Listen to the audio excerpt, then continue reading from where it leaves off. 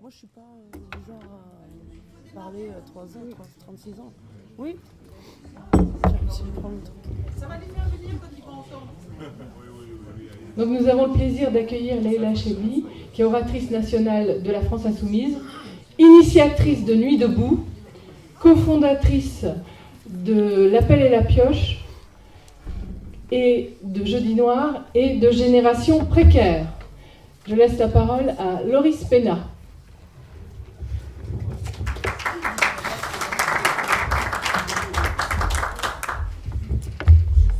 Bonjour à toutes et à tous.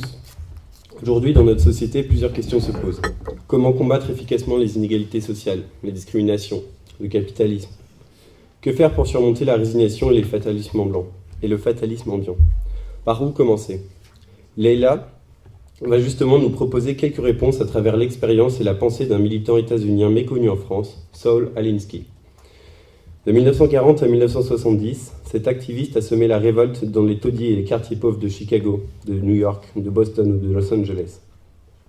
Son objectif, aider les personnes les plus démunies à s'organiser pour améliorer leurs conditions de vie et combattre les méfaits du capitalisme. Ses méthodes, le travail de terrain, la patience, la ruse et l'action directe, de préférence non violente et ludique. En 1971, dans Rules for Radicals, un livre principalement destiné aux jeunes révolutionnaires, il décrit ses expériences, ses stratégies, sa vision du monde et du changement social. 40 ans plus tard, découvrons ou redécouvrons la méthode Alinsky.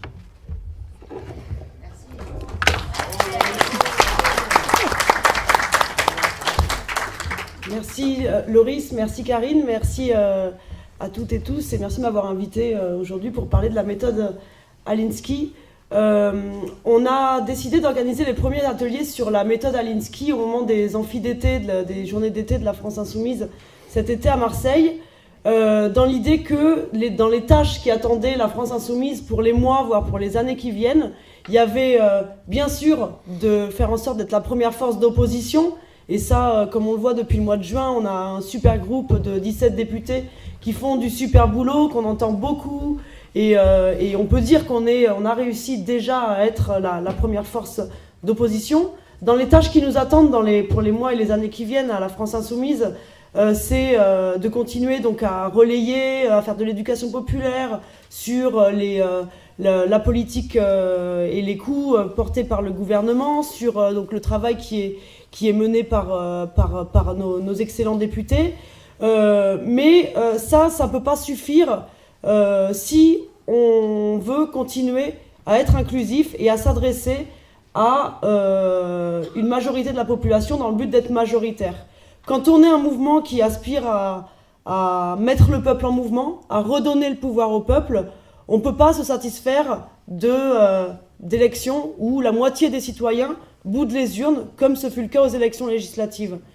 Et pour attirer à nous, pour ramener à nous les dégoûtés de la politique, tous ceux qui se disent que finalement ça sert à rien en fait d'aller voter, que les politiques c'est tous les mêmes, et puis que de toute façon les choses elles peuvent pas changer, eh bien il faut passer par d'autres leviers que les leviers traditionnels d'action qui sont ceux des partis politiques de l'ancien monde. Et parmi cela, le fait d'être utile concrètement à la population, ça fait partie des axes stratégiques majeurs dans l'orientation politique de la France Insoumise qui va être important de développer. Et alors pour faire ça, comment on fait pour être utile concrètement à la population? D'abord, pourquoi on le fait? On le fait parce que c'est un pouvoir persuasif beaucoup plus important que de venir avec un programme dans une période où il y a un discrédit total des partis politiques. Ça permet de retisser un lien de confiance avec les gens en montrant que concrètement, ici, maintenant, on peut leur être utile et que donc on ne roule pas pour nous-mêmes. Je sais qu'il y a beaucoup de débats en ce moment un peu partout sur la question de la structuration de la France Insoumise. Alors on sait ce qu'il faut. On dit on ne veut pas devenir un parti. Personne n'a vraiment d'idée précise de ce qu'on veut être. En tout cas, on sait ce qu'on ne veut pas être. Ce qu'on ne veut pas être, l'erreur serait de retomber dans les défauts, les travers des partis politiques, des organisations politiques du XXe siècle, qui en fait se regardent le nombril, passent plus de temps à savoir si il faut voter telle ou telle motion ou tel amendement pour le prochain congrès, et que vraiment à savoir comment être inclusif, comment ramener du monde et comment mobiliser, mettre en mouvement la population. Et donc un des enjeux qui nous attend dans la période qui vient, c'est ça, c'est continuer à être inclusif. Et pour ça, donc, comme je disais, il s'agit d'être une force qui est utile à la population. Alors il y a déjà des choses qui se font dans ce sens-là, hein, pour être utile à la population concrètement. Il y a les caravanes des droits. Vous en avez entendu parler depuis la création de la France Insoumise. Il y a ces caravanes des droits où vous avez des points dans différents quartiers, souvent dans des quartiers populaires, où les gens peuvent venir et puis savoir si ils ont droit au RSA alors qu'ils ne pensaient pas avoir droit, s'il y a une aide sur le logement, si ils peuvent avoir le numéro de téléphone des services sociaux à tel endroit, comment faire pour s'inscrire sur les listes électorales. Il y a les caravanes des droits. Et il y a donc un autre outil qui peut être utile, qui peut servir à la France Insoumise en tant que force utile concrètement au quotidien des gens, donc c'est la méthode Alinsky. La méthode Alinsky, on va expliquer ce que c'est. Disons que c'est un outil, alors c'est pas le seul, hein, encore une fois, hein, mais c'est quelque chose qui peut nous permettre de nous adresser aux personnes les plus éloignées de la politique. C'est-à-dire les personnes qui ne viennent pas spontanément franchir la porte de nos réunions et de nos manifestations. Il y a déjà beaucoup de boulot qui a été fait sur ce point-là par la France Insoumise. Là, j'aimerais bien juste, parmi vous, est-ce que ceux qui ont connu leur premier engagement politique militant dans le cadre de la campagne présidentielle ou législative avec la France Insoumise, est-ce que vous pouvez lever la main ? Il y en a quelques-uns, déjà, je ne sais pas pour les autres qui avaient l'habitude de militer, vous savez comme moi que la part était beaucoup plus faible dans les mouvements, dans les mouvements militants. Moi, ça m'a frappé à Marseille cet été, quand on a fait l'atelier Alinsky, j'ai demandé aux gens, pareil, de lever la main, et ça m'a surprise, il y avait plus de la moitié des gens qui ont levé la main, sachant que quand même pour venir à des journées d'été à Marseille fin août, il faut déjà être motivé parmi les plus militants. Donc c'est quand même voilà, un premier pas qui a été fait, mais pour autant, le travail n'est pas fini et il y a une attention particulière à apporter, à faire en sorte de ramener à nous ceux qui ne viennent pas dans les manifs, ceux qui ne viennent pas dans nos réunions militantes, les personnes les plus éloignées de la politique. Alors la méthode Alinsky, pour vous résumer ça en un principe, ça part du constat ça part du postulat que c'est le conflit, l'action conflictuelle autour de revendications gagnables, concrètes, permet, en mobilisant les gens collectivement, de créer du pouvoir chez les gens et de réduire les asymétries de pouvoir. On part du principe que dans la société, il y a des gens qui ont du pouvoir, il y a des gens qui n'en ont pas. Et si on veut vraiment être en démocratie, il faut faire en sorte que tout le monde ait du pouvoir. Pour que tout le monde participe à la démocratie, il faut faire en sorte que ceux qui n'en ont pas aient le même niveau que les autres. Et pour arriver à ce même niveau de pouvoir, on s'organise autour de revendications de la vie quotidienne, concrètes, gagnables, autour d'une action conflictuelle, d'un conflit vis-à-vis d'un décideur ciblé, concret. Et cette action conflictuelle permet de développer du pouvoir chez les gens, de leur offrir une première porte, en fait, vers l'engagement, de casser la résignation, sachant que la résignation, c'est le plus important de nos adversaires, la résignation, parce que c'est à cause de la résignation que tout un tas de gens se disent « Ah ben non, de toute façon, à quoi bon me mobiliser, parce que c'est comme ça, les choses pourront pas changer, ça changera jamais. » Donc quand une victoire est obtenue en s'organisant collectivement, une petite victoire locale, ça permet de donner confiance après pour les victoires suivantes. Alors moi, la méthode Alinsky, j'ai découvert ça en fait il y a 4 ans. J'avais arrêté de militer politiquement, j'étais un peu blasé par l'entre-soi. À l'époque, c'était au moment du front de gauche, quoi. C'était après les élections présidentielles de 2012. On était retourné dans des guerres de chapelle entre le PG, le PC, enfin voilà quoi, des choses pas vraiment intéressantes. On faisait des réunions où on était 4 dans un café à parler qu'à nous, et à pas du tout, enfin voilà, faire quelque chose d'efficace. Donc pour ça j'avais arrêté de militer pour des raisons personnelles aussi, parce que je priorisais à ce moment-là, j'avais choisi de prioriser ma vie professionnelle. Et donc là, quelqu'un avec qui j'avais j'avais été en contact dans le cadre d'activités militantes dans des collectifs qu'a cité Karine. J'ai été pas mal active dans des collectifs de lutte contre la précarité, du style Jeudi Noir pour le droit au logement, où on a réquisitionné un certain nombre de bâtiments dans Paris pour loger des gens. Le collectif L'Appel et la Pioche, où on organisait des actions coup de poing dans les supermarchés, où on organisait des pique-niques gratuits dans les supermarchés pour dénoncer les marges excessives de la grande distribution, et le mouvement des stagiaires, Génération Précaire, où on dénonçait le fait qu'il y ait une armée invisible de travailleurs gratuits sans contrat dans l'économie, les stagiaires.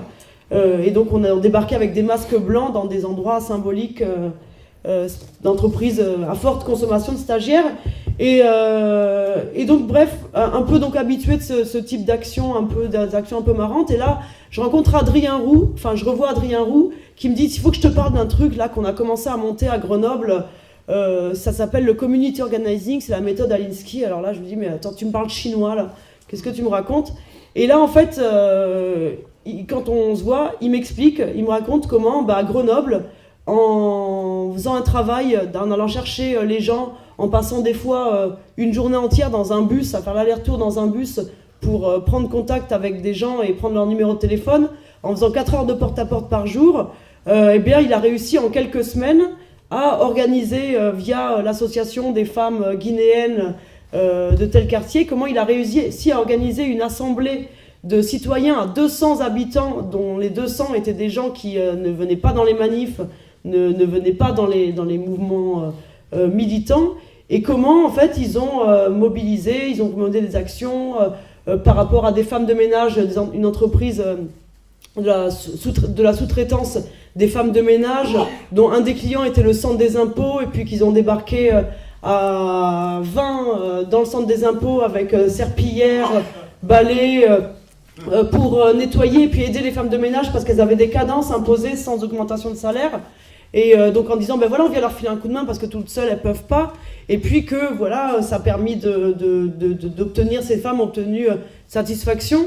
Puis il me raconte ces actions-là, et puis je dis, mais c'est dingue, quoi, en termes à la fois les résultats en termes de mobilisation militante, et puis en termes de victoire, de comment ça peut permettre à des groupes d'obtenir satisfaction, que leurs revendications obtiennent satisfaction. Du coup, c'est quelque chose ensuite qu'on a développé dans un cadre, donc à chaque fois en dehors, non partidaire, un cadre non partidaire associatif. C'est quelque chose ensuite qui a été développé donc à Grenoble et puis à Aubervilliers, enfin voilà.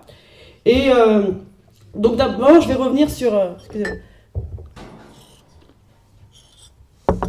Vous pourrez constater que j'ai la crève, donc désolé pour... Oui. Oui. Donc je vais revenir sur Alinsky. Donc Alinsky d'abord, comme le disait Loris en introduction, c'est un Américain qui est né en 1909 aux États-Unis, qui a fait des études de sociologie. Il a fait des études de sociologie, il a fait une thèse sur Al Capone et les gangs. Il a étudié la mafia aux États-Unis. Et puis après, donc, il a été sociologue, chercheur professionnel pendant quelques années. Et quand il a eu 31 ans, il s'est dit qu'il allait essayer de mettre en pratique les théories qu'il avait constatées dans son boulot de chercheur. Le premier de ses constats, qui était issu de ses travaux de chercheur, et notamment auprès d'Al Capone, c'était le fait que la première cause de la criminalité, c'était le chômage, la pauvreté et les mauvaises conditions économiques et les discriminations.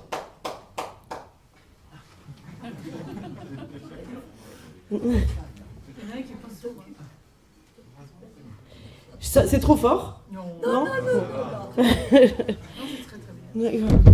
Donc, il a 31 ans, il se dit, je lâche mon boulot, je quitte mon boulot, et je me lance le défi d'aller organiser le quartier le plus pauvre de Chicago, Back of the Yard, mais vraiment le quartier le plus pauvre, le taudis, taux de chômage qui explose, pauvreté, criminalité. Et il se dit, voilà, je pense il a l'idée comme ça d'implanter dans des quartiers ce qu'il va appeler des organisateurs sociaux. Des gens qui vont être là pour aider les gens à s'organiser. Donc il arrive dans ce quartier-là et ça va durer 3 ans. Pendant 3 ans, d'abord, il va commencer par une phase d'immersion. Il va aller à la rencontre des gens, des leaders de communauté. Alors la méthode, c'est le community organizing. Donc alors le mot communauté en France, c'est un peu renvoie souvent au communautarisme. Aux États-Unis, bon, il n'y a pas la même culture, mais ce qu'on appelle communauté dans le community organizing, on va dire que c'est plus ça se traduirait plus en termes de réseau. C'est-à-dire que quand Alinsky parle de leader de communauté, il va parler aussi bien du pasteur, du curé, que du président du club de pétanque, que du coiffeur, enfin, c'est-à-dire tous les réseaux en fait relationnels qui existent dans les quartiers. Et en 3 ans, Alinsky, en organisant les gens, en allant à leur rencontre, en allant chercher leur colère quotidienne, en allant leur demander, on va voir par la suite en quoi consistait plus précisément sa technique, sa méthode, mais au bout de 3 ans, le quartier a changé complètement de face. Les habitants se sont organisés pour réclamer des services publics, pour réclamer des travaux dans les écoles qui étaient insalubres, pour lutter contre des plans de rénovation urbaine où les citoyens n'étaient pas impliqués, pour implanter des services publics dans les quartiers, pour offrir de l'emploi aux habitants du quartier. En 3 ans, il avait réussi, par cette méthode de community organizing, dans le quartier le plus pourri de Chicago, à transformer les choses. Et c'est ce qui fait que par la suite, pendant 30 ans, jusqu'aux années 70, jusqu'à sa mort en 1972, il va expérimenter ça partout aux États-Unis. Il va expérimenter le fait d'aller dans les quartiers, d'implanter des organisateurs, de mobiliser les gens à partir de leur colère quotidienne, de les emmener vers des actions conflictuelles, et puis qui souvent amènent une victoire, et tout ça leur permettant aux gens d'acquérir du pouvoir d'agir.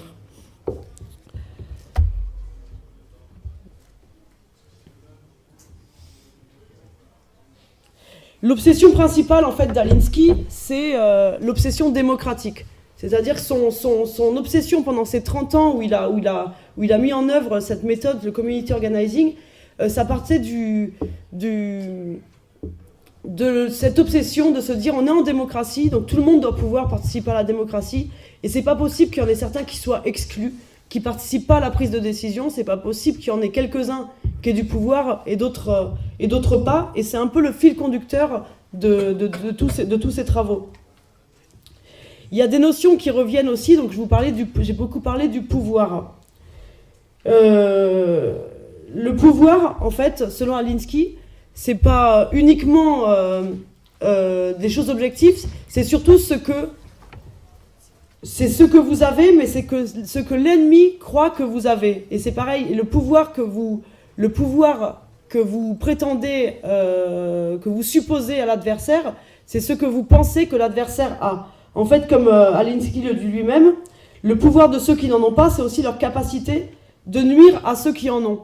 En fait, tout part de ce que vous pensez que l'adversaire a. Et il raconte une anecdote dans ses bouquins, Alinsky, où il était tout petit, et puis il y avait son papa qui l'engueulait pour une bêtise qu'il avait fait, et qui lui disait attention, tu vas voir ce que tu vas voir si t'arrêtes pas tes bêtises.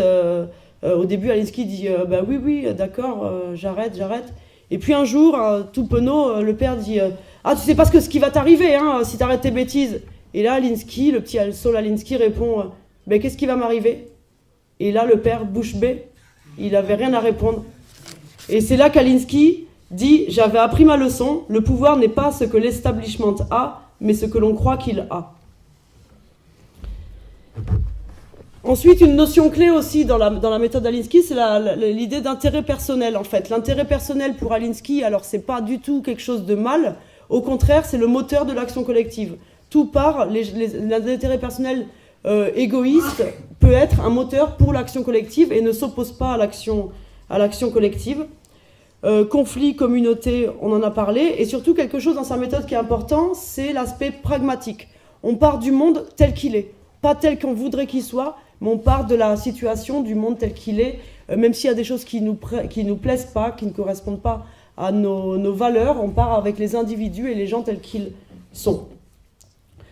Alors, pour parler maintenant aller un peu plus dans le concret, et puis voir comment ça peut nous servir. Parce que l'idée, je vous raconte tout ça en fait, mais c'est surtout de voir comment ça peut nous servir dans notre travail, dans le travail de la France Insoumise, des Insoumis, comment ça peut nous servir à aller mobiliser du monde. Hein. Alors, la méthode Alinsky part du principe, donc, comme je vous disais, qu'il y a des gens qui ont beaucoup de pouvoir. Il y a un monsieur qui a beaucoup de pouvoir, il est là-haut. Il y en a d'autres au début. Voilà. Qui sont en bas. Le but, c'est d'arriver au même niveau là-haut. Et ça, on va passer par 4 marches. Les 4 marches de la prise du pouvoir. D'abord, l'organisation.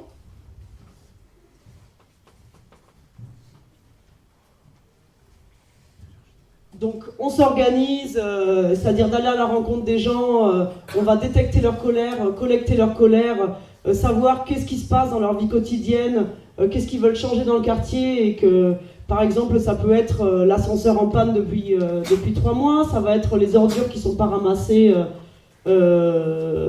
depuis 2 semaines, qu'est-ce que ça peut être tout un tas de choses sur le quartier, très très concrètes. On va essayer de collecter les colères. Ensuite, on va passer de la colère à la revendication.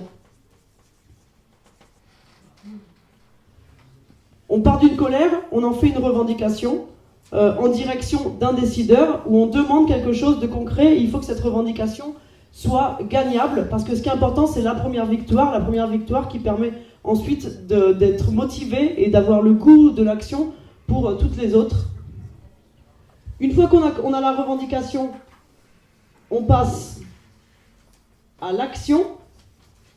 Alors c'est pareil, là on le verra, il y a des tactiques d'action assez insolites et originales qui sont proposées par Alinsky. L'action nous permet d'avoir un rapport avec le décideur et une force de négociation sur ce problème. Et c'est comme ça qu'on gravit que de là, on arrive au même niveau que la personne qui a plus de pouvoir par l'organisation collective.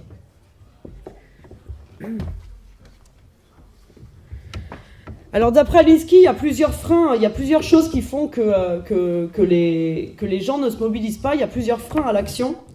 Le premier frein à l'action, c'est le fait d'être tout seul. Tout seul, j'y arriverai pas. Tout seul, je sers à rien, j'y arriverai pas. Le deuxième frein à l'action, sur lequel donc on va agir, c'est le manque d'expérience. J'ai jamais essayé, je sais pas faire. Hein. Le troisième frein à l'action, c'est l'inutilité. De toute façon, ça servira à rien. Ça sert à rien, la résignation en quelque sorte. Et un autre frein à l'action, c'est le sentiment d'impuissance. De toute façon, je ne peux pas le faire. Et donc alors, en mettant en œuvre la méthode Alinsky, le community organizing, on va casser ces freins à l'action. Donc maintenant, comment on peut faire de façon très concrète? Alors vous êtes dans vos groupes d'appui pour la première étape, donc d'abord aller à la rencontre des gens pour détecter leur colère. Une méthode qui est mise en place par ceux qui pratiquent aujourd'hui, hein, pas dans les années 50-60, mais telle qu'elle est pratiquée par exemple à Grenoble par l'Alliance citoyenne, où il y a des résultats vraiment exceptionnels, comme je vous disais en introduction, avec des assemblées d'habitants de 200 personnes au bout de 2 mois d'action, avec des habitants donc, qui sont en dehors qui sont très éloignés de la politique. Donc d'abord, on fait du porte-à-porte. On va taper à leur porte et là, on va faire un exercice pratique juste après, justement, sur les techniques de porte-à-porte. On va taper à la porte des gens, mais non pas en leur apportant le programme L'Avenir en commun, non pas en allant leur parler de la 6ème République, mais on va taper à leur porte dans le but de détecter leur colère, dans le but de savoir, d'essayer de trouver le levier qui va nous permettre ensuite de gravir les 4 autres marches, de construire une revendication, puis une action, puis une négociation. Alors, quelque chose qui est important dans dans les idées d'Alinsky, c'est les relations interpersonnelles, en fait. L'idée que quand on va à la rencontre de quelqu'un, il faut d'abord essayer de créer l'empathie, de parler d'humain à humain, et quelque chose qui est souvent un travers, qui est souvent observé dans le cadre des militants qui font du porte-à-porte. C'est souvent, on a l'impression, enfin, peut-être pas chez les insoumis, mais on va dire que ça se retrouve plus chez... vous avez tous certainement été confrontés à un militant de lutte ouvrière, par exemple, sur un marché, et vous avez l'impression de parler à un robot, en fait. Enfin, vous avez l'impression qu'il vous déballe mécaniquement tout son texte. Là, on est à l'inverse de ça, justement. Là, on commence d'abord, pas par on déballe notre programme, mais on va chercher, alors, ah bah tiens, il y a madame Michu, là, au deuxième, sinon, qui m'a dit que ça faisait 4 mois que l'ascenseur, il est en panne. Ah ouais, quand même, hein, ça fait longtemps, hein, mais vous avez dit quelque chose au bailleur, ou vous ne croyez pas qu'on pouvait faire quelque chose? Enfin, voilà. Donc là, je vous propose juste après un exercice pratique là-dessus. Donc ça, c'est sur la phase 1 de détecter les colères. Ensuite, donc quand on a fait tout ce travail de porte-à-porte, on a pris les contacts des gens.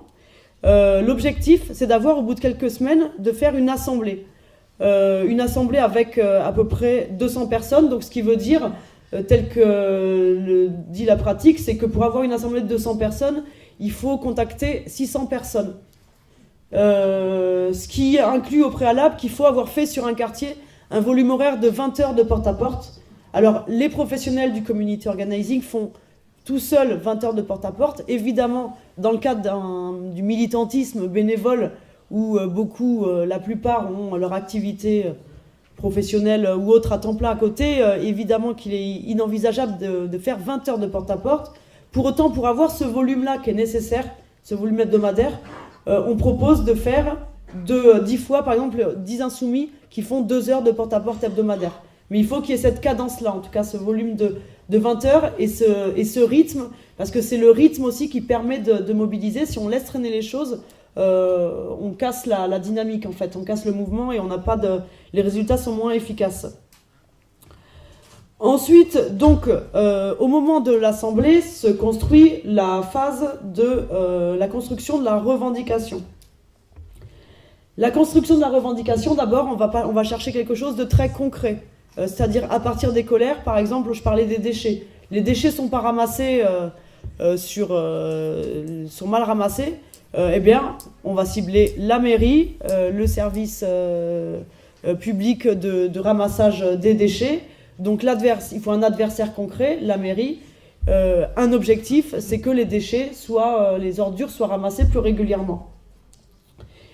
Il faut des victoires qui soient gagnables. Vraiment, surtout la première victoire doit être quelque chose de gagnable, de palpable. C'est important dans l'efficacité du community organizing.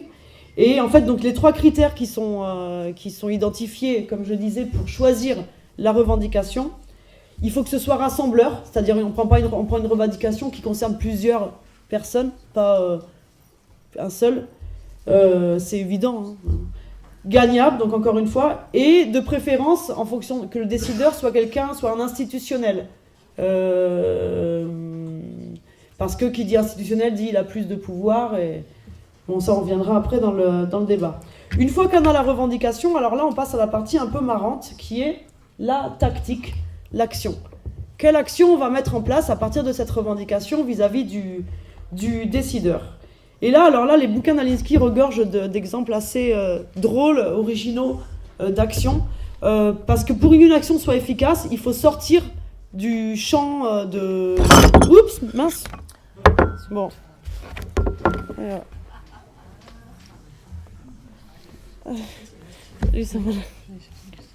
Merci.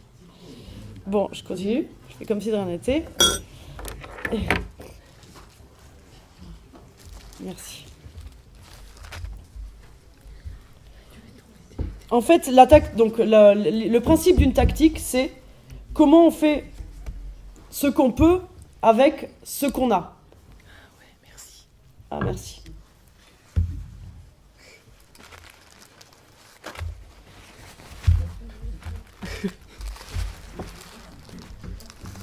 Et dans ce qu'on a...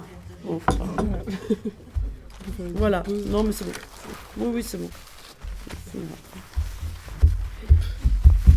Et donc, ce qu'on n'a pas, généralement, par rapport aux décideurs, c'est l'argent, c'est le pouvoir institutionnel. Mais en tout cas, ce que tout le monde a, c'est les yeux, les oreilles et le nez. Ou les yeux, ou les oreilles, ou le nez. Quand Alinsky dit ça, qu'est-ce qu'il veut dire?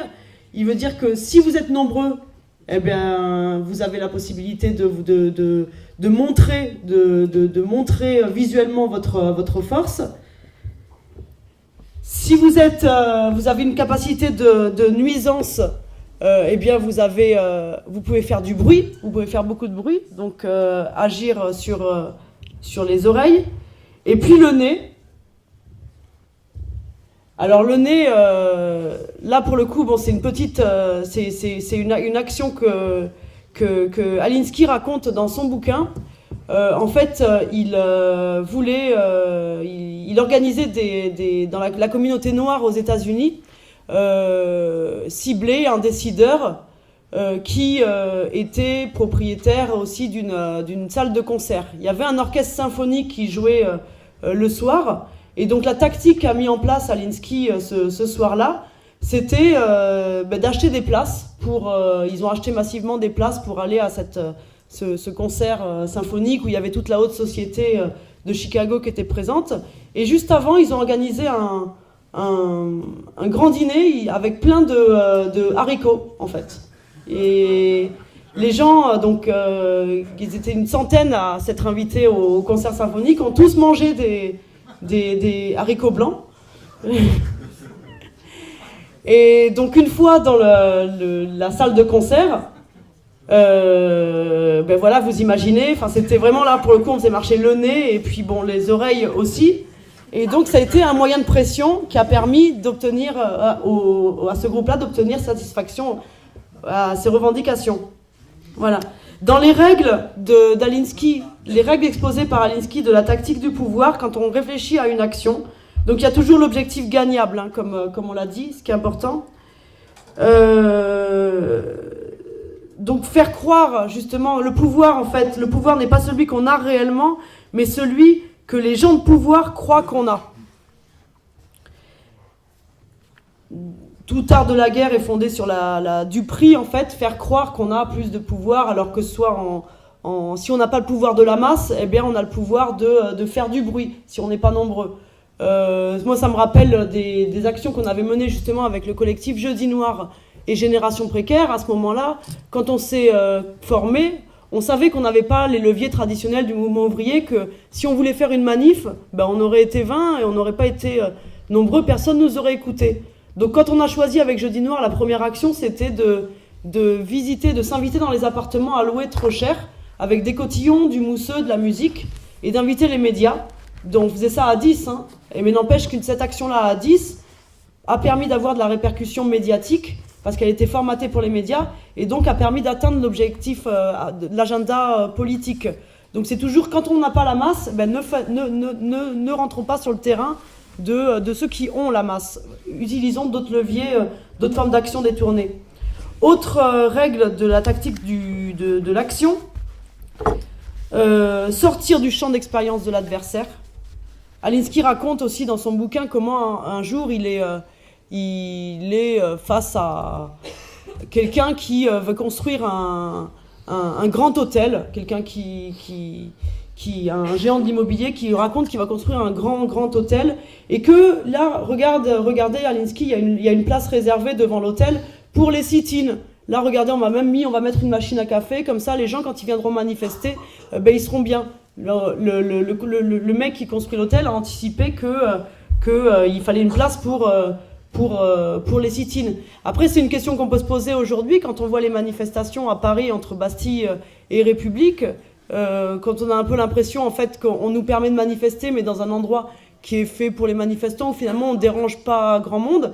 Est-ce qu'il ne faut pas aussi envisager d'autres actions qui justement sortent du champ d'expérience de l'adversaire, hein? C'est aussi là-dessus que ça nous interroge. Toujours cibler le talon d'Achille de l'adversaire, c'est-à-dire ça peut être l'image publique, le talon d'Achille. Regardez, c'est quoi sa faille? Si c'est son image publique, ben on va toucher son image. Si c'est la concurrence avec ses adversaires, on va utiliser la concurrence avec ses adversaires. Et puis, quelque chose qui est très important, c'est utiliser, alors là je vous parlais des haricots blancs avec l'orchestre symphonique, mais c'est l'utilisation du ridicule et de l'humour. L'utilisation du ridicule et de l'humour, c'est une arme extrêmement, extrêmement puissante. Ça permet de pousser, surtout quand en fait on pousse la logique de l'adversaire à outrance en fait. Par exemple, ça me rappelle une action qui a été menée par l'Alliance citoyenne de Grenoble, justement, il y a 4-5 ans. Des étudiants étrangers qui avaient droit d'avoir leur papier, leur permis de séjour, mais qui étaient un peu... La préfecture faisait du zèle, en fait, il y avait une discrimination. Ils leur demandaient plein de papiers, des choses qu'ils n'étaient pas censés de demander. Les étudiants étrangers se sont organisés via donc, les méthodes du community organizing, et ils ont décidé un soir, ils ont vu qu'il y avait un cocktail organisé par la préfecture, quelque chose vraiment pour les notables, sur invitation. Ils sont allés devant le lieu où il y avait le cocktail, ils ont mis un guichet devant, ils ont organisé un guichet devant, les gens avaient des invitations pour venir au cocktail. Ils ont improvisé ce guichet, ils ont demandé aux gens qui venaient, aux vrais invités, de montrer leur invitation. Les gens montraient leur invitation, ils disaient « Ah oui, mais attendez, est-ce que c'est bien vous? Montrez votre pièce d'identité. » Et les gens montrent la pièce d'identité, mais non, mais la carte d'identité, là, vous savez, il y a pas mal de faux qui circulent, vous n'avez pas autre chose, là, pour me prouver que c'est vraiment votre identité? Ils sortent le permis de conduire. Ah oui, mais vous savez, le permis de conduire, c'est plus considéré comme une pièce d'identité, maintenant. Et donc, tout ça, ça a créé une file d'attente de plusieurs dizaines de mètres. La préfecture, voyant ça, en plus, sachant que c'est des invités de prestige, qui étaient là. Donc le problème a été résolu et puis il y avait plus de problème de permis de séjour pour les étudiants étrangers. Un autre élément qui est important dans la tactique de l'action, c'est le fait de prendre du plaisir dans l'action. Il faut toujours que les gens qui participent à l'action prennent du plaisir parce que ça leur donne envie de recommencer. Et l'enthousiasme, et ça c'est aussi quelque chose qui, je pense, doit être important que dans notre activité militante au quotidien, c'est de toujours, voilà, on n'est pas là pour porter notre croix, on fait ça quand on milite, on le fait de façon bénévole, personne ne nous force à le faire, donc autant prendre du plaisir, ça nous donnera d'autant plus d'efficacité. Ensuite, un autre aspect qui est important, c'est l'efficacité, jamais d'action trop longue, il faut qu'il y ait des résultats rapidement.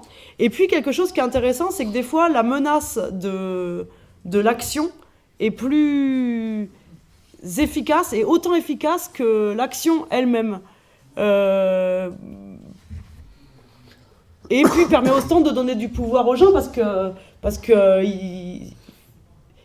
c'est quand même parce qu'ils ont réfléchi à cette action qu'ils obtiennent satisfaction. Ça me fait penser à un exemple encore que s'il raconte Alinsky. Il raconte qu'il souhaitait bloquer.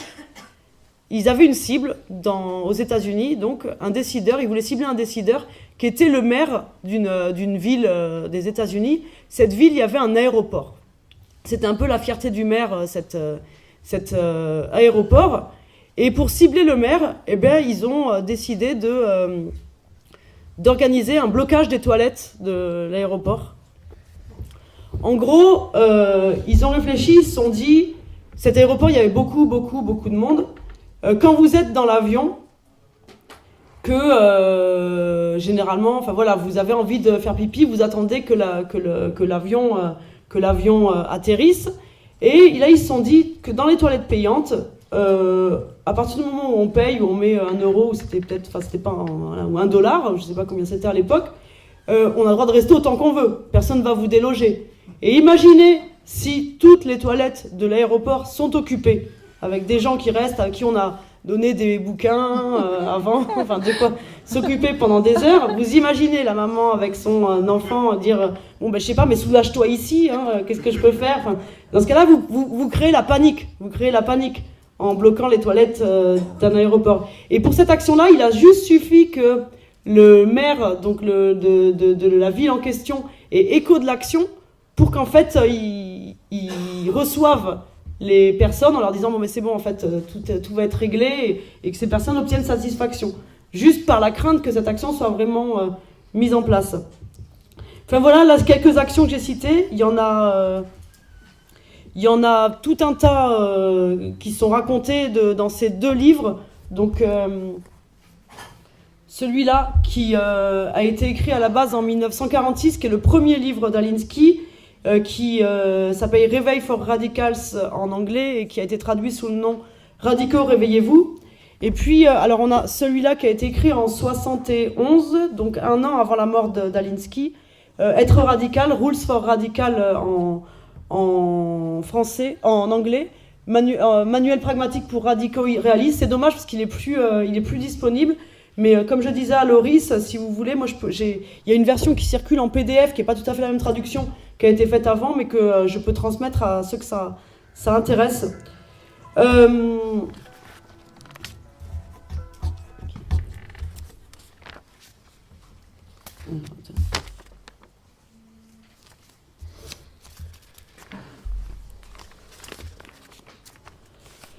Donc alors oui, après je vais vous proposer, avant de passer à un petit cas pratique de porte-à-porte, avant de passer, je vais vous proposer que vous posiez vos questions, que vous donniez vos impressions sur tel ou tel point de cette méthode, de cette façon de faire.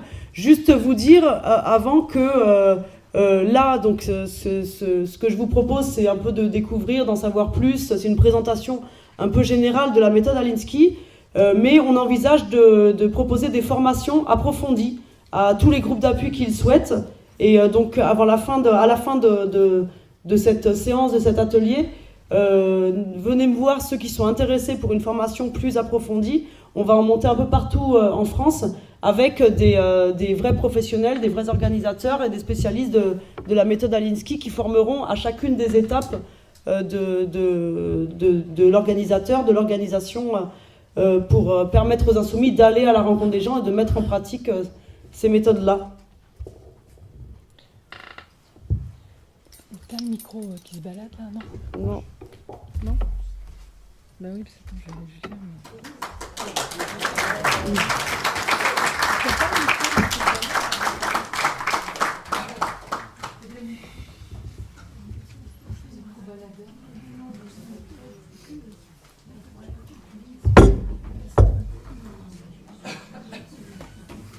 Un, deux.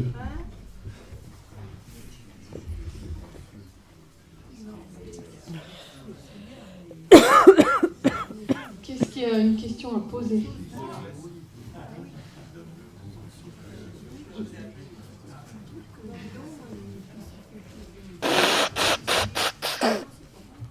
On prend 3-4 questions et après... Oui, bonjour. J'avais une question parce que vous évoquez sur l'une des problématiques pour lutter contre la résignation, c'est notamment récupérer un lien de confiance. La crainte que j'ai, c'est aller vers les gens pour récolter leur colère, leurs revendications, comprendre quels sont leurs problèmes concrets, mais en ayant une étiquette politique, comment est-ce qu'on fait pour être accusé d'une tentative de récupération ?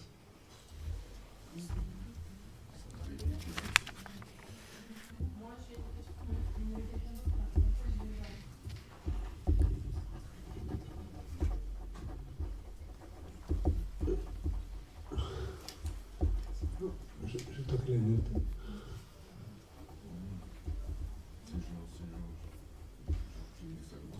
Ça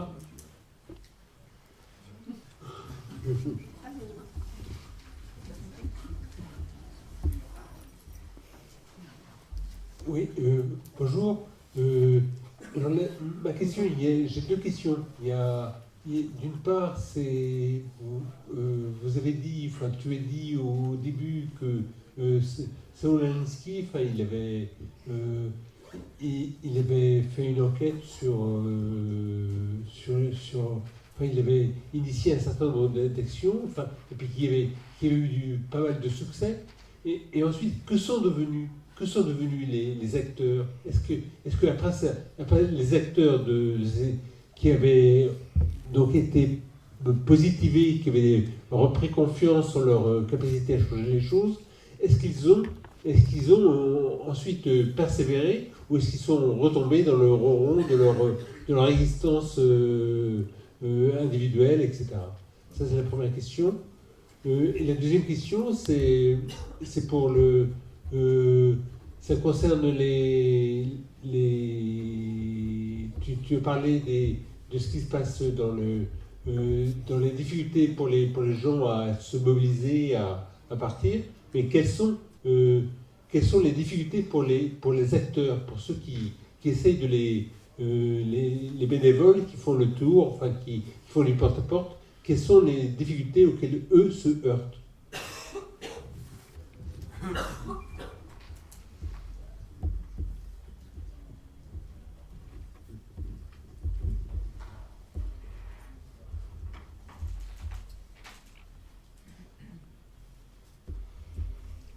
D'abord, merci. Merci d'être là, malgré la crève. Merci de nous parler de choses passionnantes. Et ensuite, ma question, est-ce la méthode Alinsky qui a permis à François Ruffin d'inverser les pourcentages de vote Front National et France Insoumise? Et dans ce cas-là, merci Alinsky.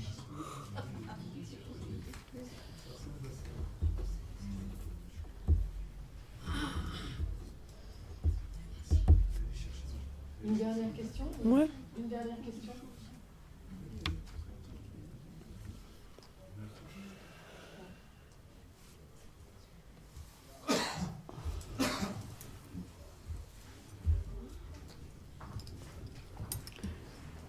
Bon, alors d'abord sur la question de la récupération, je pense que c'est vrai que ce genre de méthode est mise en place habituellement dans un cadre non partidaire. Mais déjà, en fait, un des constats que m'ont raconté les organisateurs, en fait, c'est que au début, ils se rendent compte que quand ils vont à la rencontre des gens, même s'ils disent, ils se rendent compte que ce qui compte, en fait, dans une conversation, c'est pas tant, on a tendance à commencer d'abord par se présenter, en fait, à présenter qui on est. Mais un constat qu'ils ont tiré, je parlais de ça avec Adrien Roux, donc un des principaux organisateurs du community organizing, de la méthode Alinsky, et il m'expliquait qu'en fait, maintenant, lui, il commençait même pas par se présenter, parce qu'il s'était aperçu que les gens s'intéressent à qui vous êtes une fois qu'ils voient qu'il y a un intérêt à savoir qui vous êtes, en fait. Et donc, quand ils vont faire du porte-à-porte, ils commencent pas en disant « Bonjour, nous sommes l'Alliance citoyenne, on s'est créé en telle année », mais c'est plus partir directement des problèmes, d'abord, parler dans le concret, et puis ensuite « Ah, mais vous êtes qui, vous, au fait, d'ailleurs ?» Et puis c'est là que ça interroge. Après, je pense que quand on va voir les gens avec l'étiquette France Insoumise, il faut surtout pas s'en cacher, par contre. Faut pas faire croire que on n'est pas... que non, tiens, en fait... non, on n'est pas là pour arnaquer les gens, leur dire... ah bah en fait, tiens, tu croyais que je venais t'aider pour tes déchets, et puis tiens, lis l'avenir en commun. Non, je pense qu'il faut à la fois pas du tout s'en cacher, mais faire ça avec honnêteté, et tout simplement assumer le fait que on est là pour aider concrètement. Après, généralement, dans ces cas-là, c'est toujours la première action qui est la plus compliquée à mener. C'est pour ça qu'il faut vraiment choisir une victoire facile, gagnable, parce qu'une fois que vous avez une première victoire, ben ensuite, il y a le bouche à oreille qui fonctionne. Vous avez montré patte blanche, mais ça, c'est quelque chose qu'on connaît aussi quand on est militant dans d'autres situations. Quand on arrive dans des collectifs unitaires, dans le mouvement social, avec une étiquette politique, il y a souvent de la suspicion. Moi, je sais donc j'ai fait partie des initiatrices du mouvement Nuit debout. Et même si à l'époque j'avais aussi, je militais plus politiquement, c'est le Nuit debout qui m'a remis le pied à l'étrier. Mais je sais que là-dedans, dans un mouvement comme Nuit debout, il y avait beaucoup de suspicion vis-à-vis des partis politiques.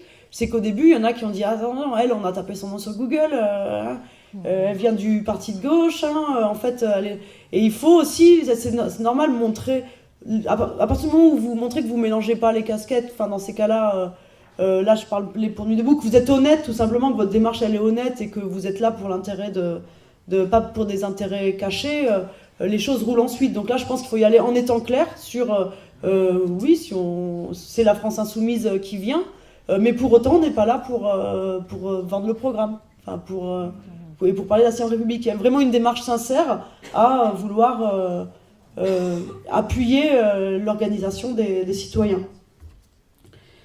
Voilà, que sont devenus les acteurs qui ont été mobilisés par Alinsky, notamment à Chicago, là, justement, là, il y a un des principes d'Alinsky, c'est qu'une fois qu'il est, c'est de disparaître dès qu'il n'est plus utile, en fait. Il y a les organisateurs qui font le travail au départ dans un quartier et qui animent au départ les assemblées. Le but, c'est que ils s'effacent, ils disparaissent, ils vont ailleurs dès que les choses roulent, dès que les gens ont acquis justement ce pouvoir d'agir et cette force.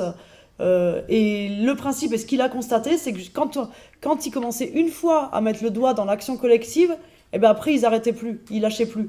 Et il y a une citation donc d'Alinsky dans une interview qu'il a donnée quelques mois avant sa mort pour le magazine Playboy. Oui, Playboy, ouais. Non, vous avez entendu parler des polémiques sur l'utilisation de Snapchat peut-être par certains de nos porte-paroles. Non, bon, c'est pas grave alors. Non, mais donc il a donné une interview au magazine Playboy, Alinsky, mais 6 mois avant sa mort. Je vous invite à la lire, cette interview. Vous tapez sur Google Alinsky Playboy. C'est passionnant et en plus on ressent vraiment sa vivacité, l'humour d'Alinsky. Et donc à un moment donné, il dit justement, en quittant Back of the Yard, donc c'est le quartier de Chicago qu'il a organisé, en quittant Back of the Yard en 1940, j'ai su que je n'avais pas créé une utopie, mais des gens qui se tenaient debout pour la première fois de leur vie. Et pour moi, c'était déjà ça. Voilà, donc il y a encore des problèmes après qui restent à résoudre dans le quartier, mais au moins c'est des gens qui continuent de s'organiser. Après, les difficultés auxquelles se heurtent les organisateurs eux-mêmes. Souvent, d'ailleurs, c'est marrant, je m'attendais à ce qu'il y ait cette question, mais ça n'a pas été le cas, c'est que quand on dit on va détecter les colères, vous tombez face à un habitant qui vous dit moi ma colère c'est le camp de Rome à côté là, ou c'est les Arabes là, ou les Noirs qui font du bruit dans l'appart machin, ça vraiment alors là, et puis je suis pas le seul en plus, c'est pas une colère individuelle. Oui, voilà, ouais. Ouais. Donc est-ce que le rôle de l'organisateur c'est d'organiser cette colère? Non, mais pour autant c'est des choses qui apparaissent, et donc dans la méthode Alinsky, l'idée, c'est d'organiser, de tisser les colères, de différencier les colères horizontales des colères verticales. C'est-à-dire que dans les colères qui vont vous être données par les habitants, il va y avoir des colères verticales dont le responsable est quelqu'un qui a plus de pouvoir. Donc la mairie, le bailleur, le patron, le politique. Et il y a des colères dont le responsable... des colères horizontales dont le responsable de la colère a autant de pouvoir. Donc là, la famille d'Arabes d'à côté, les Roms. Et donc tout votre boulot est de trier, c'est-à-dire de pas... justement là, en fait, le postulat, c'est que c'est pas en faisant la leçon sur ces choses-là qu'on arrive à faire changer quelqu'un qui a un point de vue raciste. C'est en s'axant, par exemple, on va axer sur le ramassage des déchets. Pour prendre encore cet exemple, le ramassage des ordures. Et en fait, ce qui s'est passé souvent dans bien des cas, c'est qu'on va un peu mettre de côté la colère verticale, la colère horizontale, celle qui est vis-à-vis du camp de Rome. On va décider que la revendication choisie, ça va être le ramassage des ordures. Et dans la lutte pour le ramassage des ordures, eh bien, il y a Madame Michu qui va se battre avec Madame Diallo et Monsieur Ahmed. Et puis là, tout d'un coup, alors qu'avant, ils se regardaient en chien de faïence, eh ben là, ils vont se battre pour un intérêt identique. Et puis ça va cogiter, ça va les faire changer d'avis. Puis après, ils vont... Et c'est bien plus efficace que n'importe quel discours moralisateur sur l'antiracisme. Après... Oui, alors pour François Ruffin, merci. Pour François Ruffin, en fait, je sais pas s'il a utilisé la méthode Alinsky, mais en tout cas, il y a quelque chose, je pense, qui a fait qu'il a gagné, qui est identique à cette démarche-là, de Alinsky. Il y a l'aspect, justement, sur le porte-à-porte. Et puis, toujours se dire, je m'adresse pas aux convaincus. C'est quelque chose qui est très fort chez François Ruffin, auquel il tient, c'est quand on organise des matchs de foot, quand... on se balade avec le camion frites, quand même au niveau du discours, toujours se dire je m'adresse pas aux convaincus, je m'adresse pas au premier cercle des militants, et quitte à me faire traiter de populiste,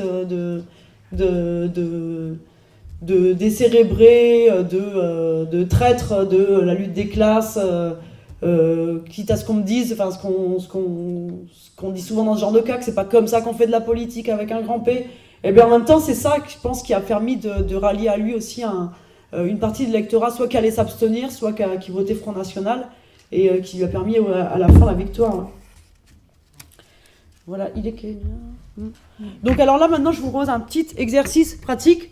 Juste, alors comme je vous disais, on peut pas approfondir toutes les étapes, mais dans ces étapes-là, vous avez vu que c'est important. Il y a quelque chose qui, évidemment, vous pouvez piocher dedans pour vos activités quotidiennes, sur l'action, sur quelles revendications on choisit quand on organise des habitants. Là maintenant, on va plutôt s'attacher à la première phase, donc qui est la phase de la prise de contact avec les gens. Donc je vous propose qu'il y en ait d'abord 2 d'entre vous qui viennent ici. On va faire un jeu de rôle de porte à porte en fait. Il y en a un qui va jouer le rôle de l'habitant et l'autre qui va jouer le rôle justement de l'insoumis qui tape à la porte pour mobiliser. Le but, c'est que l'habitant vienne à une assemblée de quartier une semaine plus tard. Le rôle de... Je veux bien faire le rôle de la porte. D'accord. Tu vas le faire vraiment, hein? Non.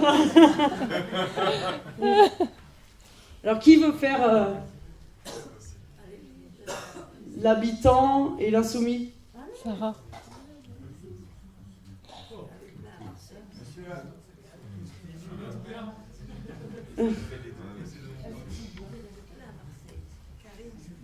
Et puis alors à tous les autres, je vous demande juste de regarder et par rapport à tout ce qu'on s'est dit ensuite, de dire ce qui va pas, comment vous auriez réagi vous. Hop. Bonjour, tu fais le rôle de... De ce que tu veux, je sais pas, moi je m'en fiche. Qui veut faire l'autre rôle alors, habitant ou insoumis? Ah oui tiens, je fais habitant qui... Venez. L'habitant si tu veux. Tu fais l'habitant. Voilà. Donc on a l'habitant. Ah c'est vous l'habitant, c'est moi. Ah c'est vous? Oui c'est moi. Ah bah oui. Ah non, moi je vais faire... Comment? Ah si, Si, il marche. Ça tombe bien. Il y en a un qui marche. Donc voilà, je vous laisse faire. Donc tu sonnes à sa porte. C'est qui l'a dit? Alors, l'habitant et l'insoumis. Vas-y. Vas-y. Moi je suis là.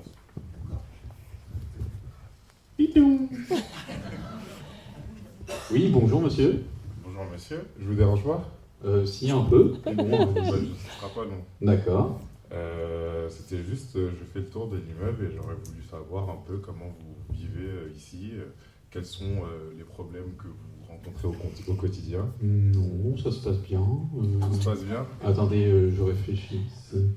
Ah ben oui, il y a le ramassage des ordures là, ça fait 2 semaines là qui ne sont pas passées et franchement, ça commence à me gonfler. C'est vrai? Ouais. Mais c'est fréquent ou c'est juste là, c'est ponctuel? Oh, je sais pas. Bah écoutez, c'est assez fréquent parce qu'en fait, je viens d'emménager. Ah. Et franchement, c'est pas terrible. D'accord. Et vous avez parlé aux autres habitants? Non. Bah non, bah pourquoi faire? Ça concerne que moi. Enfin, je sais pas. Bah non, c'est pour tout l'immeuble. Peut-être que... Ah bon? Ah bah peut-être. Bah j'avais pas pensé. Vous entendez bien avec les autres habitants? Bah non, bah je vous dis, moi ça fait 1 semaine que... Ah d'accord, vous avez pas... C'est ça. D'accord. Ça vous dirait de participer à un pot avec les autres? Bah pourquoi pas, mais il faut pas trop que ça prenne de temps parce que moi j'ai autre chose à faire. Quoi. Non, mais ce sera pas long, ça sera... D'accord. Quelques minutes. Bah super bien, d'accord. Eh bien, merci. Bah c'est parti. Mais ça se passera jamais comme ça. C'est sympa, ouais. Bah au moins un coup et puis je pars.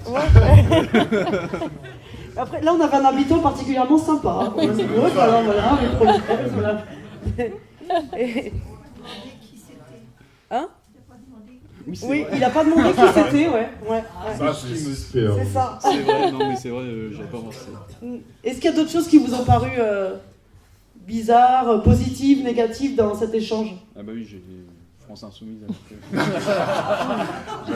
non, pas du tout. Alors,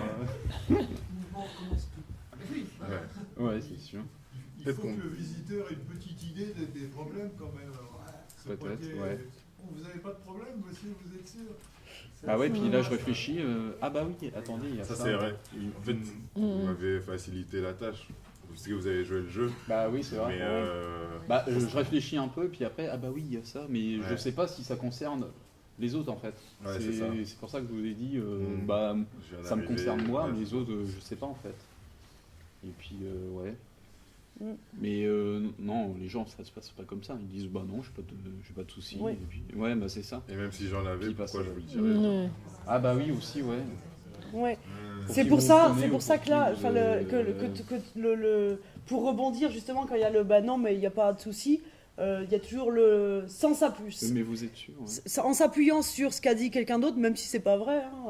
Dire, ah mais pourtant il y a Monsieur Durand là, du 3e, qui m'a parlé des ordures à ramasser. C'est un problème pour vous aussi ça? Donc voilà, rebondir.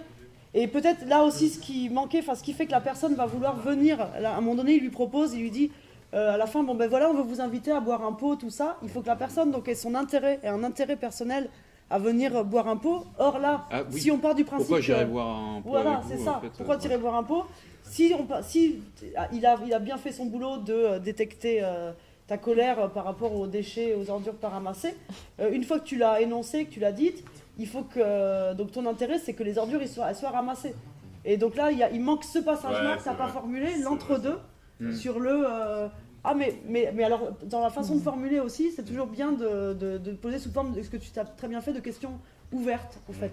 Pour laisser la personne ah mais vous pensez pas que en fait vu que vous n'êtes pas le seul à avoir ce problème-là, on pourrait, si on s'organisait collectivement, on pourrait résoudre. Vous savez, et puis aussi un élément qui marche bien pour activer dans le cerveau de la personne l'idée que c'est possible en fait que les choses changent, dire ah ben dans tel immeuble ou dans tel quartier ou faire ou même à Grenoble ou alors bah tiens exemples, en fait, ou à Linsky dans les années 70, on ne dit pas, mais ils se sont organisés, ils avaient le même problème et puis en quelques semaines je peux vous dire que là la mairie elle s'est activée et puis elle les a ramassées les ordures. Tout d'un coup il y a un truc qui se crée, genre ah tiens, la possibilité du changement arrive dans la tête de l'autre, ce qui fait que à l'assemblée bah pourquoi pas, et ne pas oublier de prendre les coordonnées. Ah oui, c'est vrai. Ah bah oui, c'est quand même mieux. Bah non, bah trop tard, la porte est fermée. On peut faire une deuxième fois peut-être avec un habitant là qu'il faut pas qu'il hésite à. Ah si, bah attends. Sinon tu peux le refaire. Non Sinon... non, mais je vais t'en désigner un. Ah oui, faut pas qu'il hésite à être pas commode. Moi je reste là. Bah ouais. Ou si quelqu'un veut faire l'insoumis. Si, vas-y.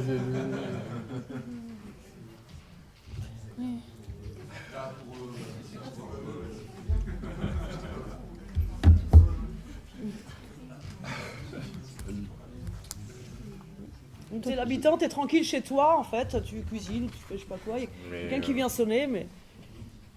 Faut que je me prépare un peu.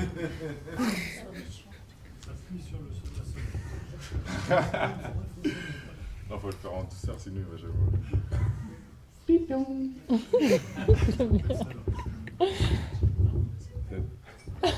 Il fait bien la souris. Bonjour. Bonjour monsieur, vous allez bien? Oui, très bien, et vous? Que voulez-vous? Je voulais vous voir pour parler un peu de vous et de ce que vous vivez ici et savoir si vous avez des problèmes quelconques à partager avec moi. Eh bien, je réfléchis, attendez. Tu peux aussi lui dire qu'est-ce que ça peut vous faire. Hein. Avec mes voisins, ça se passe plutôt bien. Mais par contre, avec le propriétaire, ça se passe mal. Ah bon, en plus. Bien, alors que Macron a baissé les appels de 5 €, je l'ai appelé, je lui ai dit, Macron il a dit baisser les loyers de 5 €, mais il veut pas. Alors du coup là je me trouve embêté parce que bon, ça me fait quand même 5 € en plus à payer. Et 5 €, c'est un kebab. Donc voilà, sinon à part ça... non, mais c'est quelque chose de très important. Tout à fait. Vous en avez parlé aux autres habitants, comment ils le vivent? Parce que ça va toucher tout le monde. Eh bien, certains disent 5 € c'est rien, mais pour tous les étudiants, les étudiantes, et puis même certains lycéens qui travaillent et qui, du coup, doivent subvenir à leurs besoins, ils doivent toucher les aides, donc comme les APL. Et c'est pour ça que ça en met pas mal dans l'immeuble, dans la merde, tout simplement. C'est ce que j'allais dire, parce que j'avais remarqué qu'il y avait des colocations en haut, etc. Donc ça pourrait être intéressant de partager tout ça pour voir comment on peut agir efficacement pour réveiller votre propriétaire. Parce que vous pensez qu'on peut vraiment agir? Vous pensez que ça sert à quelque chose? Je pense qu'il n'aura pas le choix, surtout votre propriétaire, si vous vous mobilisez contre lui. Oui, c'est vrai que, par exemple, on pourrait tous pratiquer une sorte d'autoréduction ensemble, c'est-à-dire qu'on le paierait simplement 5 € en moins. Je vois que vous avez des bonnes idées. Moi, je vous propose un pot pour pouvoir discuter des actions possibles, pour pouvoir échanger tranquillement. Et vous me laissez vos coordonnées. Et avec les autres habitants de l'immeuble, on pourrait faire Très bien. Je vois mon voisin tout à l'heure, on va pouvoir en parler. Vous lui en parlez, puis justement, il est dans la même situation que moi. Très bien, merci beaucoup, monsieur. Je vais vous passer mes coordonnées. Allez, au revoir. Au revoir. Mais alors... Il est encore plus gentil. Oui, c'est ça, l'autre. En fait, juste... Non, mais Loris, tu te dis, quand il sonne à ta porte, il te dit, tiens, voilà, on va se voir, on va boire un pot pour voir comment s'organiser. Jamais tu te dis, mais qu'est-ce qui fait que ce mec pourrait m'apporter quelque chose, non? Qu'est-ce qui fait sa légitimité, en fait? Qu'est-ce que tu te dis dans ta tête? C'est pas assez méfiant. Oui, c'est vrai. On pourrait se demander, mais c'est pourquoi exactement que vous venez faire ici, quoi. Moi, je suis en train de faire cuire ma pizza. J'ai autre chose à faire qu'aller parler avec vous. Je pense que ça peut être aussi ça. Mais je pense qu'il y a aussi des gens qui sont, qui doivent être très attentifs à ce que peut dire justement la personne, si elle vient pour les aider, si elle est assez convaincante et puis qu'elle a l'air assez amicale. Et même avant tout ça, on dit qu'on est dimanche. Il y a des gens qui n'ont juste pas envie d'ouvrir, qui n'ont pas envie de parler avec autrui. Pour faire un foot. Il y a surtout la question importante, c'est comment toi dans ta... Donc, qu'est-ce qui fait que tu es légitime en fait, que tu vas pouvoir... Et donc c'est là que ce qui est important, c'est raconter des exemples, fournir des images qui arrivent dans la tête de l'autre sur... à tel endroit, ça a marché. Sur mais vous pensez pas, ou alors amener la personne à se poser la question sur mais en fait vous trouvez ça normal, tout ça, aller dans l'imaginaire de la personne en face. Et à un moment donné, il parle du kebab. D'ailleurs, ça fait 5 € en moins pour le kebab. Vous en avez parlé là? Il en pense quoi le patron du kebab en bas? Un allié. J'avais pas pensé à ça. Dans le concret. Ah oui, c'est vrai. Non, j'avais pas pensé à ça. Voilà. Merci. Bon, merci à vous. Donc là, encore une fois, donc c'était une initiation, un petit aperçu de ce que peut apporter la méthode Alinsky dans les méthodes militantes.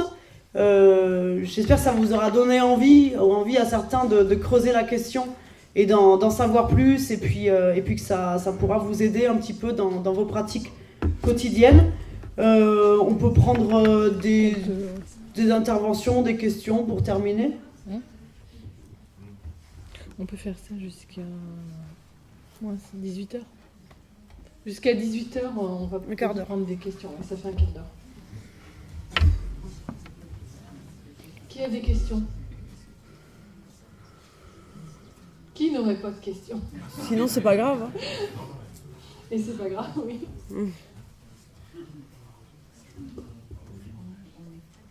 Merci. C'est une question peut-être un peu délicate, donc si tu ne veux pas répondre, c'est pas très grave. veux savoir si tu pouvais dire quelle était depuis que la France Insoumise a commencé sa campagne, enfin depuis que le mouvement a commencé à faire campagne, quel a été l'événement ou qui toi, pour toi, est le meilleur, en disant le plus efficace, ou celui qui a été qui t'a plu le plus, et donc aussi celui qui a été le pire, quoi, celui qui a peut-être été un peu, qui était parti de bonne intention mais qui a été mal exécuté, ou qui était juste pas approprié, ou voilà.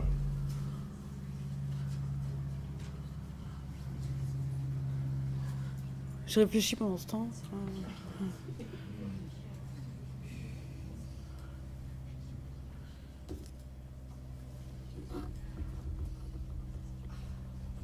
D'autres questions?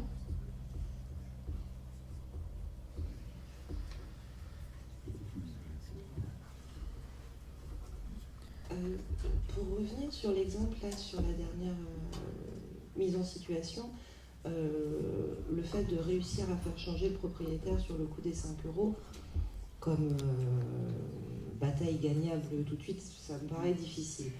Vous disiez tout à l'heure, il faut faire le tri. Enfin, on récolte ça et dans l'Assemblée, on va essayer de déterminer une action gagnable. Mais dans ce porte-à-porte, dans cette première rencontre des gens, face à des revendications dont on pense soi-même qu'elles sont peut-être pas gagnables, comment on réagit, comment on peut... Est-ce qu'on... Enfin, je sais pas. C'est ma question avec lui.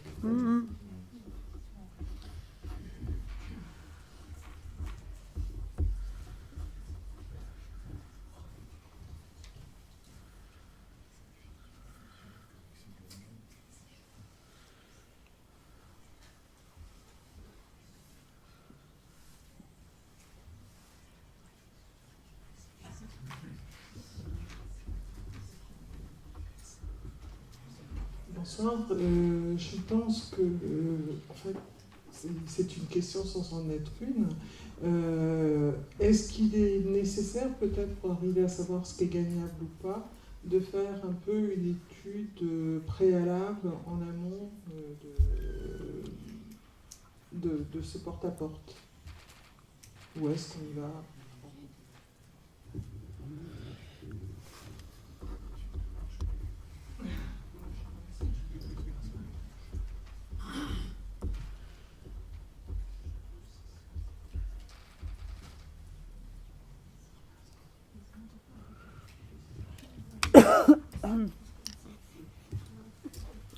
Alors sur le meilleur de la France Insoumise et le pire, genre mon pire souvenir ou ça maintenant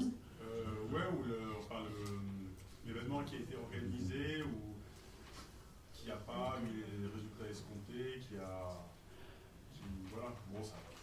Là comme ça, donc je pense je répondrais à autre chose si je prenais le temps d'y réfléchir, mais dit comme ça, en fait, moi comme ça le meilleur souvenir, c'était le meeting en plein air à la Prairie des Filtres à Toulouse, parce que en fait je viens de Toulouse en plus, j'étais descendue pour le week-end et là je me rappelle, genre j'ai des frissons rien que d'en parler, de voir cette foule immense tout d'un coup. Enfin je pense que c'est aussi quelque chose d'assez hallucinant quand tout d'un coup mais c'est un sentiment d'ailleurs que moi j'avais eu aussi quand on avait lancé le mouvement Nuit debout. Je pense que tout d'un coup vous êtes dépassé, t'es dépassé par ce qui se passe en fait, et tu te rends compte que en fait la vague, la réalité, c'est beaucoup plus grand que ce que toi t'as voulu en faire en fait, que tu t'es dépassé par un mouvement plus large que toi. Et là dans ces moments-là où on voit le monde débouler, mais la foule, des dizaines de milliers de personnes qui viennent comme ça, des gens qu'on sait qui viennent avec les poussettes, enfin qui sont pas des habitués de la politique, et on se dit mais pourquoi il y a un aspect assez magique, et là comme ça je pense à ça, et j'avais trouvé ça vraiment super beau, waouh. Et c'est là où on se dit ouais, la force qu'on arrive à, la force qui est produite, c'est même pas qu'on a produit, c'est la force qui se développe, la dynamique qui est créée avec ce mouvement là, jusqu'où elle peut aller, et on se dit bah tiens, on peut à ce moment-là, je crois que c'est à ce moment-là où moi je me suis dit vraiment que c'était possible qu'on gagne, en fait. Après, dans les négatifs, mais après, je sais pas si c'est vraiment... Bon, c'est marginal, hein, mais moi, j'étais chargée de coordonner de co-coordonner le programme logement, le livret thématique sur le logement de la France Insoumise. Et je me rappelle d'un jour où je me retrouve face aux bailleurs sociaux, Union sociale de l'habitat, donc que des gens en costard, il y avait Marie-Noëlle Lindemann au premier rang, en fait, et vous aviez tous les experts des autres. Moi, j'étais là pour représenter le programme de Jean-Luc Mélenchon, mais en tant que moi, je suis spécialiste logement parce que j'ai été militante sur le droit au logement. Du côté de Macron, c'était Castaner, donc qui était déjà député à l'époque, et du côté de Hamon, c'était comment il s'appelle, qui était le rapporteur de la loi Duflot, de la loi Allure, donc sur le logement, donc des gens en costard, tout ça, et je me rappelle moi arriver devant tous ces, mal à l'aise un peu quoi, à devoir raconter le programme de la France Insoumise devant ces experts en costard, et avec Marie-Noëlle Lindemann juste devant au premier rang, qui ostensiblement tournait la tête comme ça pendant que je parlais en disant mais celle-là dit n'importe quoi, me montrait qu'elle jouait à Candy Crush sur son téléphone, parce qu'elle faisait exprès de se tourner vers la personne derrière, genre pour me montrer son écran, qu'elle jouait à Candy Crush. C'était assez horrible comme expérience. Et quand on voit maintenant que les bailleurs sociaux, justement, qui sont des gens respectables, ils ont boycotté la table des négociations, ils ont déserté la table des négociations avec Macron par rapport justement aux 5 euros, à la baisse des loyers qui leur est imposée, donc les coupes budgétaires dans le budget des bailleurs sociaux. On se dit que sur le fond, en fait, j'avais beau peut-être paraître ridicule par rapport à d'autres experts, mais je pense que si Jean-Luc Mélenchon avait été élu président de la République, on n'en serait pas là, et notre politique était en faveur largement des bailleurs sociaux, quoi. Et bon, voilà, ça c'est... Mais sinon, je pense que j'aurais peut-être d'autres choses à réfléchir en termes de choses qui n'ont pas marché, puis parce que, c'est normal, hein. Après, les moments durs aussi, c'était au lendemain de la primaire du PS. Quand on a quand même eu le pire candidat PS, pour nous, le pire concurrent qu'on pouvait avoir, celui qui avait le plus de proximité avec nous. Et il faut bien le dire, même si l'affichage qui était donné, c'était « Non, mais c'est pas grave, ça reste le candidat du PS, ça reste le candidat du PS », bon, on n'était pas fiers, hein. Et il y a eu un moment où, clairement, on aurait pu repasser sous la barre des 10%, et puis ça aurait pu continuer, dans la prophétie autoréalisatrice des sondages, et puis on aurait été marginalisé. Mais finalement, on a réussi à prendre le dessus, avec des choses comme le meeting hologramme aussi, grande expérience, le multi-meeting hologramme à la fin aussi. Voilà. Après, il y a des analyses à faire, comme dans toute campagne. En tout cas, c'est vrai que je pense que c'est important de regarder ce qui a bien fonctionné, ce qui n'a pas bien fonctionné. Des fois, c'est un petit peu... ce qui nous est reproché à juste titre à la France Insoumise, d'être un peu genre les gros bras qui admettent pas leurs erreurs et puis qui ont toujours raison. Mais je pense que c'est important aussi d'avoir de l'autocritique sur nous-mêmes. Après, donc là, c'était... Ouais. Ah oui, sur les revendications. Ouais. Sur les revendications pas gagnables, c'est vrai que là, en fait, sur l'histoire des 5 euros, moi, j'étais dans la perspective où... parce que souvent, ce genre de porte-à-porte va se faire chez les bailleurs sociaux, en fait, dans le logement social. Et pour moi, dans ma tête, le scénario, c'était pas un propriétaire privé, mais c'était le bailleur, c'était le bailleur social. Et pour ce genre de cas, il y a souvent eu des exemples victorieux d'actions de community organizing pour dénoncer une augmentation des charges, par exemple. Donc... c'est des choses qui ont déjà été faites et puis qui sont concrètes, gagnables. Après, c'est vrai que en même temps, évidemment, si on a quelqu'un en face, un habitant qui nous sort une revendication, une colère qui est abstraite, la solution, c'est de continuer de parler avec des questions ouvertes et puis de toute façon, des colères, il n'y en a pas qu'une, et puis de se dire qu'au fur et à mesure de la discussion, en fait, on arrive là, là, on touche un truc à un moment donné. C'est comme ça. L'étude préalable en amont, je pense que ce qu'il faut faire attention, c'est que le principe de cette méthode, c'est aussi de partir vraiment de la colère des gens, de ne pas arriver en calquant, nous, nos intentions, en disant, tiens, forcément, là, il ils vont me dire quelque chose parce qu'il y a une vie de pété en bas, peut-être pas en fait. Non, enfin c'est... Donc attention, les études préalables, ça veut dire que déjà on est en train de présupposer ce que les gens vont nous dire. Donc, par contre, ça n'empêche pas de faire... Là, je sais que sur Aubervilliers, par exemple, ils accueillent une stagiaire dans l'équipe des organisateurs de l'Alliance citoyenne à temps plein. Une stagiaire de Sciences Po, d'ailleurs. Je sais que la semaine dernière, elle était en train de faire des demandes. Elle se faisait passer pour une entreprise, quoi. Elle faisait des demandes de devis pour des ascenseurs, pour des choses. C'est après, en fait, qu'on voit, après, on peut estimer le coût en fonction de ce que les habitants nous ont dit.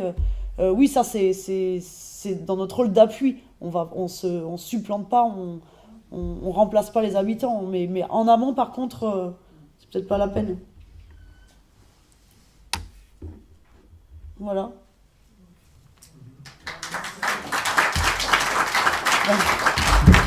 Merci à toutes et tous. Encore une fois, j'ai la crève, donc désolée si par moment donc j'étais peut-être pas très claire tout le temps. Enfin, j'espère. Bon. Super. D'accord. En tout cas, voilà. Encore une fois, n'hésitez pas, si vous êtes intéressé pour poser la question, à me laisser vos coordonnées aussi, parce qu'on essaie de constituer un réseau de référents de personnes, de celles et ceux dans les Insoumis qui sont intéressés pour participer à l'impulsion, au développement de ces méthodes-là au niveau national. Donc il y a pour la formation, si vous êtes intéressé, je prends vos coordonnées, et puis aussi si vous êtes partant pour être un des référents, faire partie du réseau national, je prends vos coordonnées aussi. Voilà. Et je vous souhaite bonne continuation, et un grand bravo pour cet événement, pour ces remue-ménages.